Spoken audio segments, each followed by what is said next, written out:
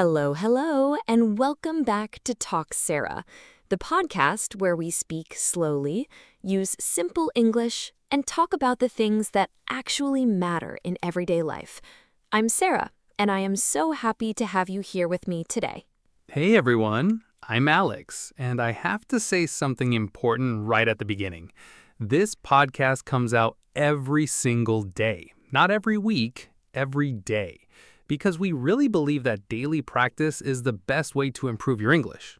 Exactly. A little bit every day is much better than a lot once a week. And today, our topic is one that I think everyone can relate to. We are going to talk about self-control. Self-control. Just hearing those two words makes me a little nervous, to be honest, because it's something I know I need more of. A lot more of, actually. Same here. And I think that's what makes this topic so special. It's not just a nice idea. It's something we all deal with in real life, every single day. So, what is self-control?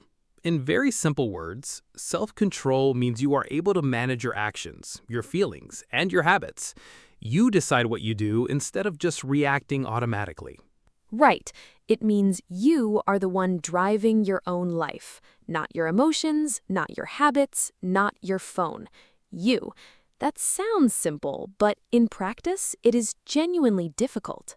Very difficult. And I think what makes it hard is that the things we want to do, eating sweets, scrolling social media, staying up late, all feel good in the moment. The reward is immediate. But the cost comes later. You feel tired, regretful, or behind on your work. Self-control is really about being able to think about later, not just right now. That's such a good point. It's about choosing the future version of yourself over the immediate pleasure of the present moment. And that is hard for every human being on this planet. Every single one. So today, Alex and I are going to talk honestly, with real stories, simple language, and practical advice. We want you to feel understood and encouraged. Yes, and dear listeners, as we go through this episode, think about your own life. Where do you struggle with self-control? Keep that in your mind. We'll come back to it. Perfect. Okay, let's start part 1. Let's talk about what self-control really means in daily life. Alex, let me ask you something personal. What is the one area in your life where you find self-control the most difficult? Honestly, my phone, without any doubt. I can pick up my phone to check the weather, and then 25 minutes later, I'm watching a video about how bridges are built in Japan. I don't even know how I got there. Oh, that is so relatable. The phone is like a black hole. You go in for 1 second and come out much later, confused about where the time went. Exactly. And the scary thing is that it doesn't feel like a problem while it's happening. It feels enjoyable. It feels like relaxing. But when you add up all those little moments, you realize you lost hours every single day. And those are hours you could have used to study, to exercise, to cook a healthy meal, to have a real conversation with someone you love. That's what self-control is really about. It's about protecting your time and energy for the things that truly matter. I never thought about it that way. Protecting your time. I like that framing. It makes self-control feel less like punishment and more like taking care of yourself. Yes, because I think many people hear self-control and they think it means saying no to everything fun. No chocolate, no social media, no late nights, no enjoyment. And that's completely wrong. Self-control doesn't mean zero fun. It means conscious choices. You decide when, how much, and in what situation. You're in charge, not the habit. Perfectly said. For example, I love coffee. I really love it. But if I drink coffee at 9 o'clock at night, I can't sleep. So my self-control says, enjoy your coffee, but have it in the morning or early afternoon. That's a perfect example. You're not removing the pleasure, you're managing it. That's mature and smart, not boring or strict. Another thing I want to say about self-control is that it is very personal. What is difficult for me might be easy for you, and what you struggle with, I might find simple. So we should never compare our self-control journey to someone else's. That's really important. Comparison is so dangerous. You see someone online who wakes up at 5 in the morning, exercises for an hour, eats perfectly healthy food, and studies 3 languages, and you think you're failing at life. But you don't know their full story. Maybe that routine took them 5 years to build. Maybe they struggle with other things you don't even see. Everyone has their own battle. So the only comparison that matters is, am I doing better than I was yesterday? That's it. Am I improving even a little? Exactly. Small, steady improvement is the whole game. Okay, let's move to part 2, where we talk about everyday situations and real examples. I think this is where things get really interesting. Let's talk about food first, because I think it's the most universal example. Almost everyone struggles with food choices at some point. Absolutely. And it's not because people are weak, it's because food, especially sweet, salty, or fatty food, activates the reward center in our brain. It literally feels good to eat it.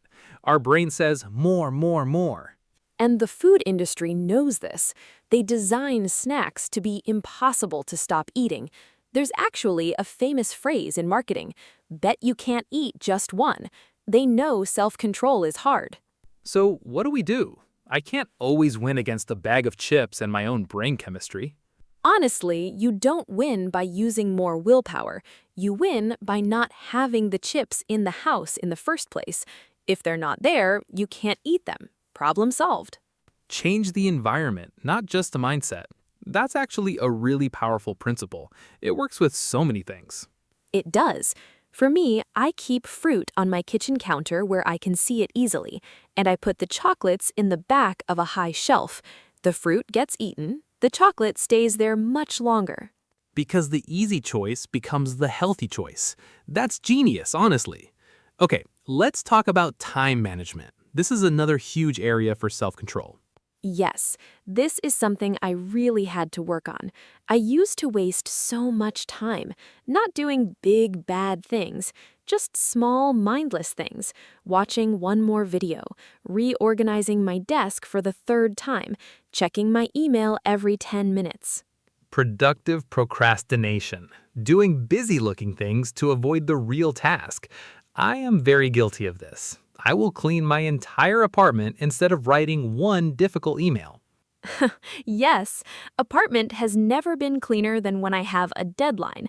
That's procrastination dressed up as productivity, and it's a form of poor self-control. So how do you handle it now? I use what I call a one thing first rule. Before I do anything else in the morning, before coffee, before email, before social media, I do the one most important task of the day, even if it's just for 15 minutes. And does that actually work? It changed my life. Because once that important thing is done, the rest of the day feels lighter. You have this quiet confidence. You did the hard thing. Everything else is easier. I want to try that. I really do. Another situation I want to talk about is emotional self-control.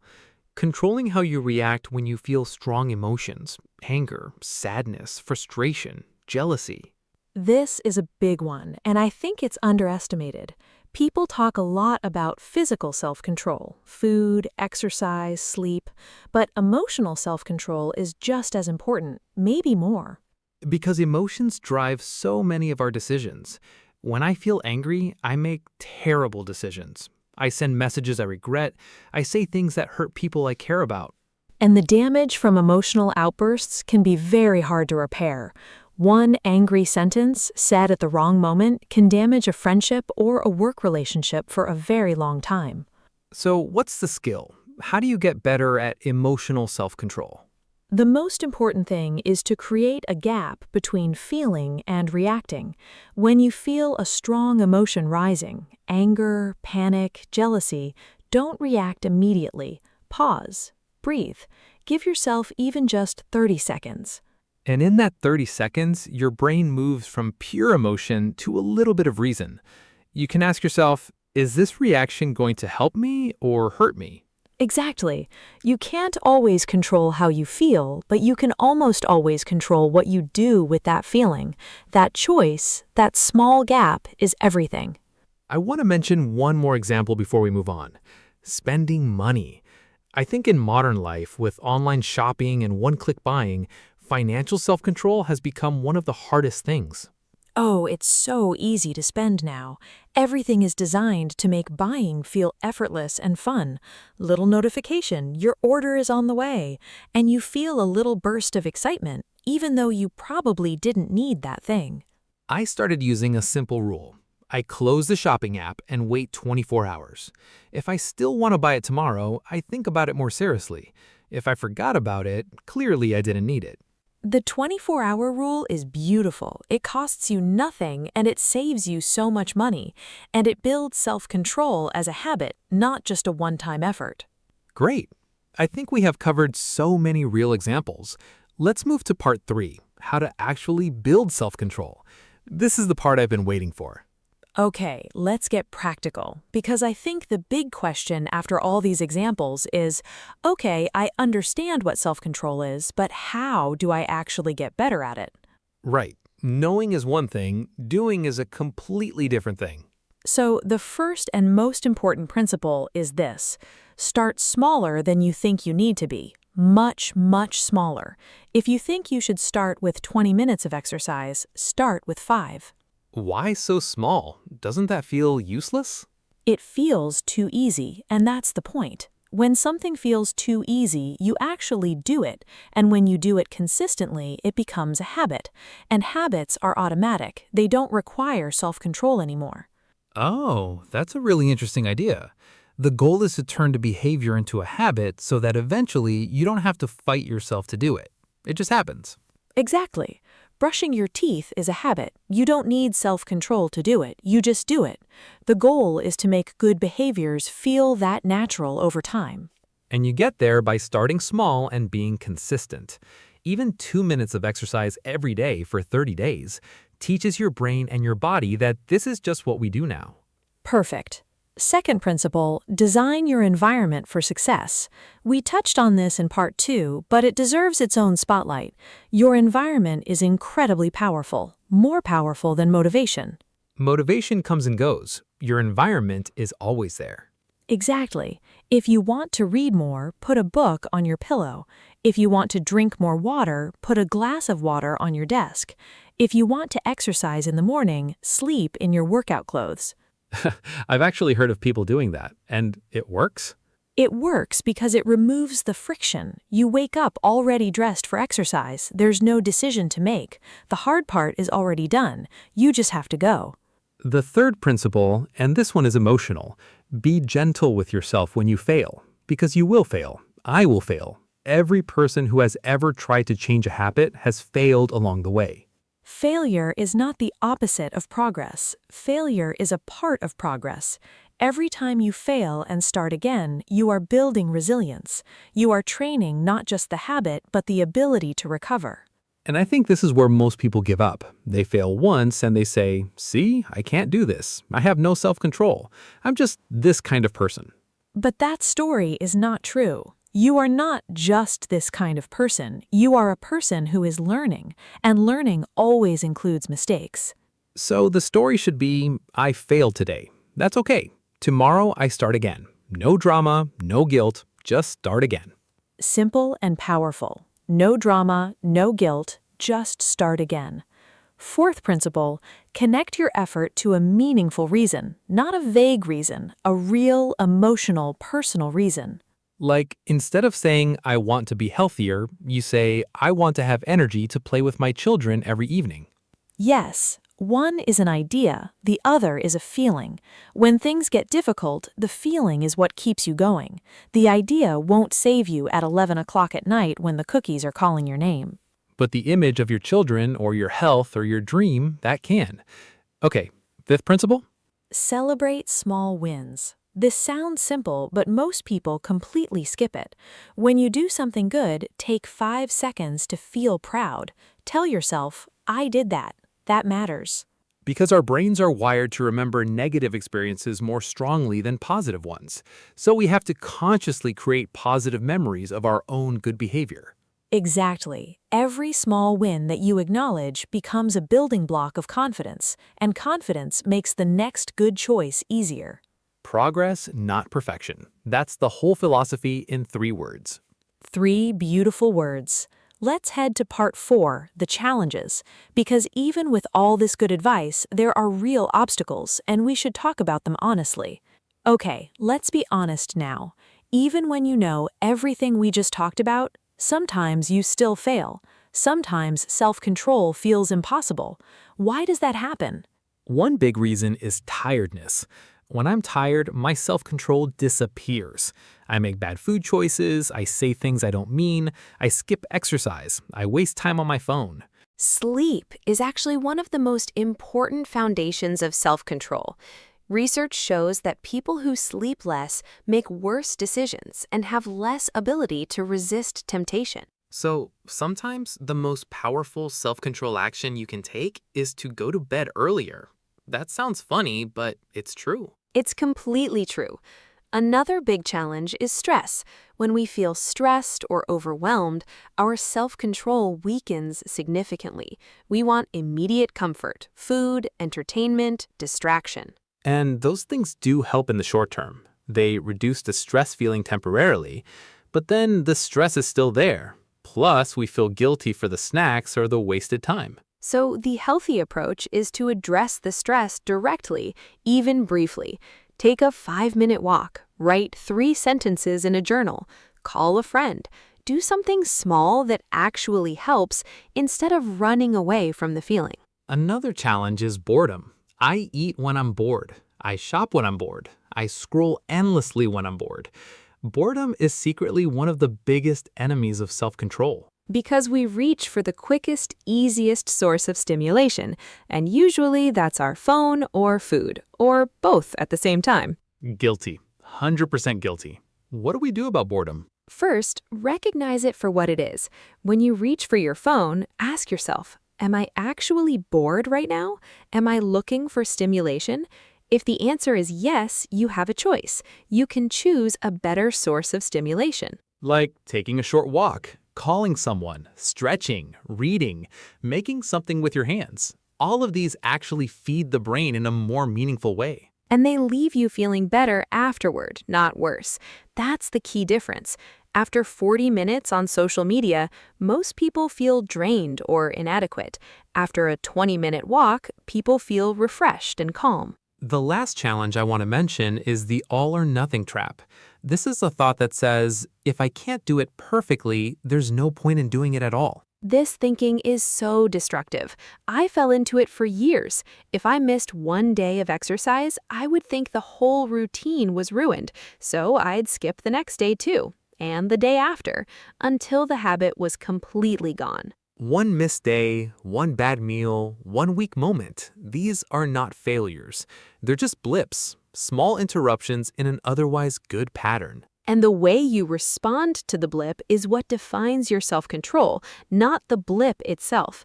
If you respond with kindness and get back on track the next day, you're winning, even though you made a mistake. If you respond with harsh self-criticism and give up entirely, the self-control is lost, not because of the original mistake, but because of your response to it. So be your own gentle coach, not your own harsh judge. A good coach says, you stumbled today, but you have strength. Rest, and we try again tomorrow. A harsh judge says, you failed. You'll never be good enough. I know which voice helps me more. The gentle one, every time. The gentle one, every time. Okay, this is one of my favorite parts of every episode. Let's go to our word tour section and learn today's key vocabulary. Now, my friends, let's start our 10-word tour and learn together in a fun and simple way. Word number 1, self-control. Meaning, the ability to manage your actions, feelings, and habits, even when it is difficult. Example, I showed a lot of self-control when I said no to the dessert. Repeat after us. I showed self-control. Word number 2, temptation. Meaning, a strong desire to do something that may not be good for you. Example, the smell of fresh bread was a big temptation for me. Repeat after us. I resisted the temptation. Word number 3, willpower. Meaning, mental strength that helps you make yourself do or not do something. Example, I used all my willpower to finish the report before watching TV. Repeat after us. I used my willpower. Word number 4, habit. Meaning, an action you do regularly, often without thinking about it. Example, reaching for my phone in the morning is a habit I want to change. Repeat after us. I want to break this habit. Word number 5, consistent. Meaning, doing something regularly over time, not just once in a while. Example, being consistent is more important than being perfect. Repeat after us. I will try to be consistent. Word number 6, overwhelmed. Meaning, feeling like there's too much to handle, a very strong feeling of stress. Example, I felt overwhelmed by my to-do list, so I chose just one small task. Repeat after us. I felt overwhelmed. Word number 7, resilience. Meaning, the ability to recover quickly after a difficult experience or failure. Example, she showed great resilience by starting again after every setback. Repeat after us. I am building resilience. Word number 8, awareness.